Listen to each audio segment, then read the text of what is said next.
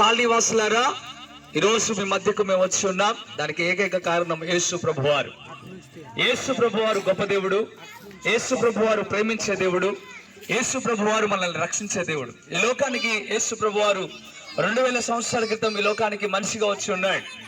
దేవుడు మానవుడిగా ఎందుకు వచ్చాడో ఒకసారి మనం ఆలోచించాలి. మానవుడు ఎప్పుడు దేవుడు కాడు, కానీ దేవుడు మానవుడిగా రావచ్చు. ఎందుకంటే ఆయనకు శక్తి ఉంది గనక, ఆయన శక్తిమంతుడు గనక.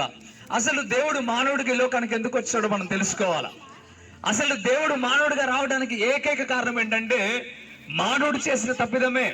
మానవుడు భయంకరమైన దేవునికి వ్యతిరేకముగా పాపము చేస్తూ దేవుని మాట వెనుక అతిక్రమాలు చేస్తూ ఉండడం ద్వారా పాపము చేయడం వల్ల మరణం అనేది సమీపించింది. దేవుని వాక్యం చెప్తుంది, ఇదిగో ఎవరైతే అతిక్రమములు చేస్తారో వారికి మరణం తప్పదు కనుక, ఇదిగో పాపము వలన మరణము ప్రాప్తించింది కనుక ఆ పాపమును తీసివేయడానికి యేసు ప్రభువారు 2000 సంవత్సరాల క్రితం మానవుడిగా లోకానికి వచ్చాడు.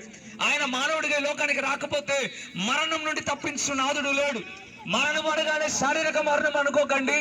మరణం అంటే 2 రకాలు. ఒకటి శారీరక మరణం, 2 ఆత్మ సంబంధమైన మరణం. దానినే బైబిల్ భాషలో మనం చూస్తే 2వ మరణం అని రాయబడి ఉంది. అంటే ఆ 2వ మరణం ఏంటయ్యా అంటే నరకం. మనుషుడు పరలోక రాజ్యము చేరాలన్నది దేవుని ఆశ.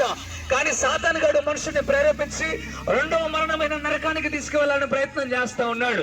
అందుకే ఈ లోకంలో అనేకమైన ఆశలు చూపిస్తా ఉన్నాడు, అనేకమైన కోరికలు చూపిస్తా ఉన్నాడు, అనేకమైన ఆశలతో పడిపోయి మానవుడు ఖరాబ్ అవ్వాలని ఆలోచన చేస్తా ఉన్నాడు. కనుక సాతాను నుండి విడుదల మీరు పొందాలి అంటే, రక్షణ అనుభవం రావాలంటే, రక్షించబడాలి అంటే, పరలోక రాజ్యం మీరు చేరాలి అంటే తప్పక యేసు ప్రభు దగ్గరకు రావాలి.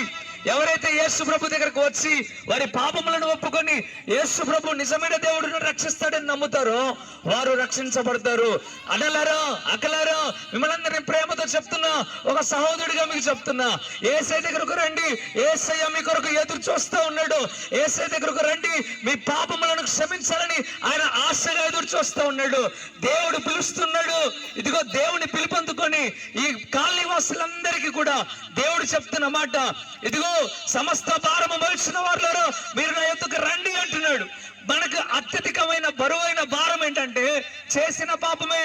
ఎందుకంటే పాపాన్ని ఎవరితో పంచుకోలేం.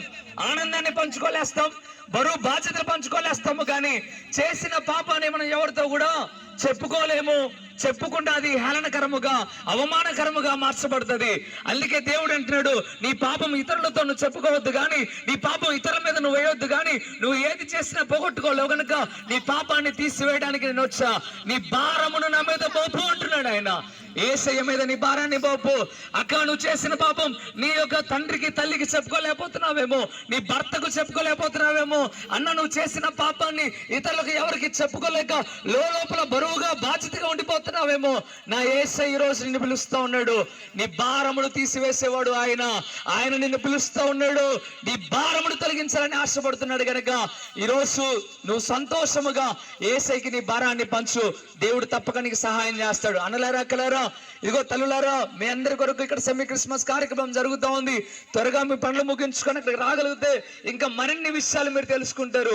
యేసు ప్రభు గురించి అనేకమైన విషయాలు తెలుసుకుంటారు కనుక మిమ్మల్ని అందరినీ ప్రేమతో ఆహ్వానిస్తా ఉన్నాను. చేతులు జోడించి మిమ్మల్ని ఆహ్వానిస్తా ఉన్నాను. పాస్టర్ గారు ఇక్కడ, ప్రసాద్ పాస్టర్ గారు పరిచర్య చేస్తూ ఉన్నారు. మిమ్మల్ని అందరినీ ప్రేమించి ఇక్కడ కూడిక ఏర్పాటు చేసి ఉన్నారు కనుక మీరందరూ రండి.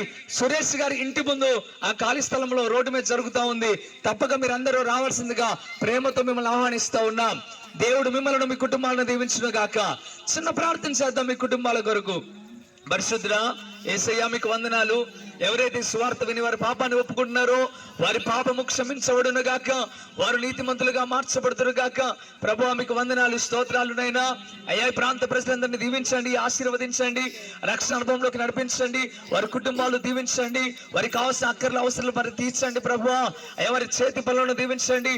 అయ్యా, సమృద్ధిగా కలుగు చేయమని బ్రతిమిలాడుతూ ఉన్నాను. అయ్యా, ప్రాంతంలో ఉన్న వారందరినీ దీవించమని యేసయ్య నామములో మిక్కిలి బతిమిలాడి వేడుకుంటున్నాము తండ్రి. ఆమేన్, ఆమేన్. జై బోలో యేసు మహారాజ్ కి, జై బోలో యేసు మహారాజ్ కి. రక్షించు దేవునికి, రక్షించు దేవునికి. మంచిది.